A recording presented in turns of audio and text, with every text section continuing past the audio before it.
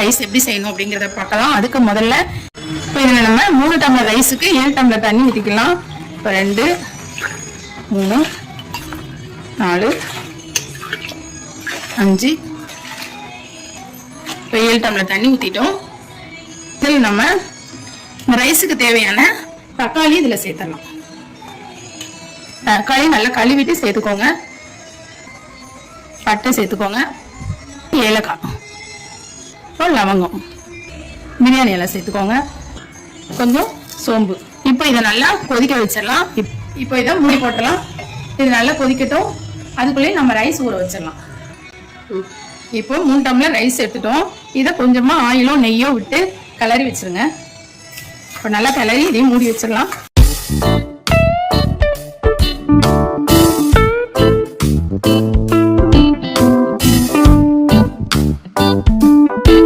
இப்போ 3 பச்சை மிளகாய், 5-6 பூண்டு, இஞ்சி.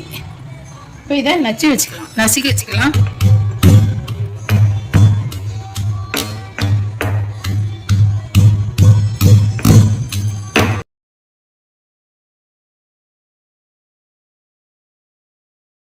இந்த தண்ணி இப்போ நல்லா கொதிச்சிருச்சு பாருங்க.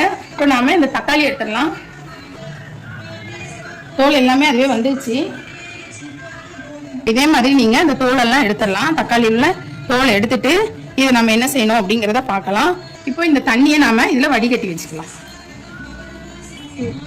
இப்போ இது நம்ம வடிகட்டிட்டோம். இந்த தண்ணியில நாம இப்போ ரைஸ் பண்ணிடலாம். இப்போ வந்து நம்ம தாளிச்சிடலாம்.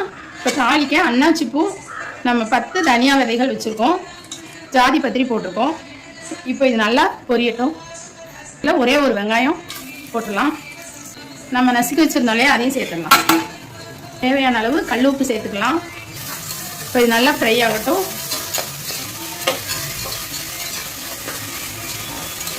இப்போ இது நல்லா ஃப்ரை ஆனோடனே நம்ம வந்து தோல் எடுத்து வச்சிருந்தோம் இல்லையா, அந்த தக்காளி சேர்த்துக்கலாம்.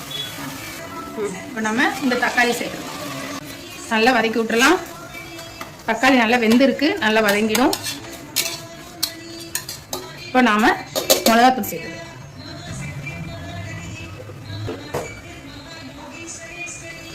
நல்லா வதக்கி விட்டுறலாம்.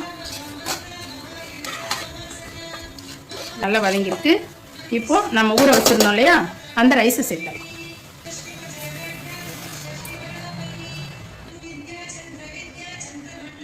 கொதிக்க வச்சிருந்த தண்ணியும் சேர்த்துக்கலாம்.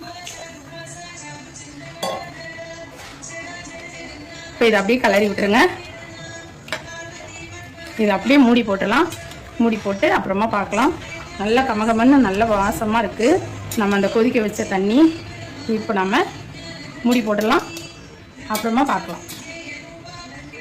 நீங்கள் இது 2 விசில் வந்தோடனே ஆஃப் பண்ணிடலாம். விசில் வந்தோடனே பார்க்கலாம். A few moments later.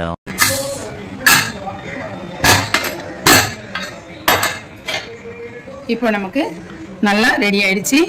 சூப்பரான வெரைட்டி ரைஸ், தக்காளி சாதம், எது வேணாலும் சொல்லலாம், ரெடி ஆயிடுச்சு. இதே மாதிரி இதே மெத்தடில் செஞ்சு பாருங்க. இந்த மெத்தடில் செய்யும்போது ரொம்ப ரொம்ப டேஸ்டியாக இருக்கும். இதே மாதிரி செஞ்சு பாருங்க.